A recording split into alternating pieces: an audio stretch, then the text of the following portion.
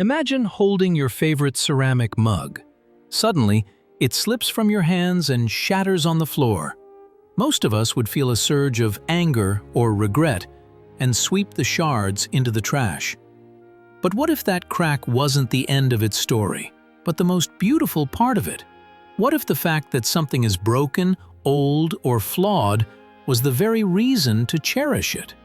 Welcome to today's reflection. Today, we are exploring the Japanese concept of Wabi-sabi and why the pursuit of a perfect life is the fastest route to misery. We live in a digital era obsessed with the retouched. Instagram filters, staged interiors, and the constant pressure for 100% performance at work and in our private lives. We are surrounded by symmetry and plastic. Yet, nature doesn't work that way. A tree doesn't grow according to a ruler, a mountain peak isn't smooth. And yet, looking at a forest or a rugged coastline brings us peace. Why? Because subconsciously, we feel a truth that the Japanese named centuries ago. Wabi-sabi is not just an aesthetic style, it is a state of mind. Wabi originally referred to the loneliness of living in nature, far from society, but over time it transformed into finding liberation in simplicity and independence from material wealth. Sabi describes the beauty that comes with age, the patina on old wood, the oxidation on iron, or the wrinkles on the face of someone who has truly lived. Together, Wabi-sabi tells us, nothing lasts, nothing is finished, and nothing is perfect. Think of it as the ultimate counterweight to the Western ideal of beauty, which worships youth, symmetry, and flawlessness. Wabi-sabi teaches us to see the value in scars. In Japan, there is an art form called kintsugi.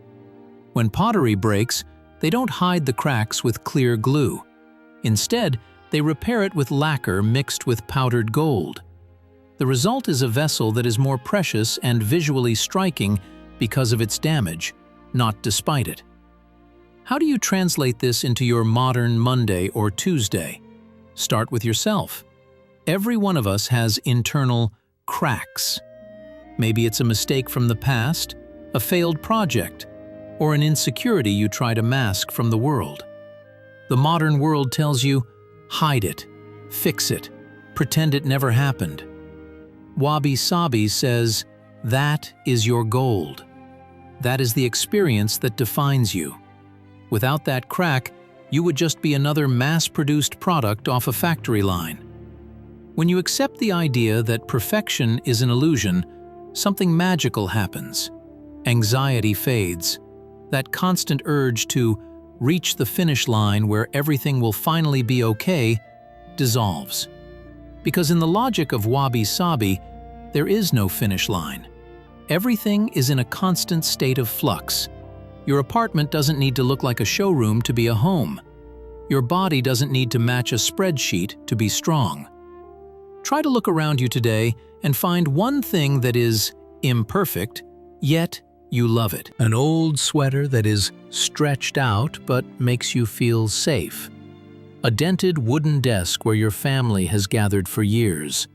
This is Wabi-sabi in practice. It is a liberation from the tyranny of perfection. The most interesting thought to take with you into the coming days is this. Perfection is a closed system. It is static, dead, and has nowhere to go. But imperfection has room for growth, for life, and for a story. Be like that vase repaired with gold. Do not be ashamed of your scars, because they prove you had the courage to actually live, rather than just survive in the safety of sterility. Beauty isn't about how things look when they are brand new. It's about how truthfully they reflect the passage of time and your own unique journey. Stop trying to be perfect and start being real. In today's world, that is the greatest rebellion you can spark.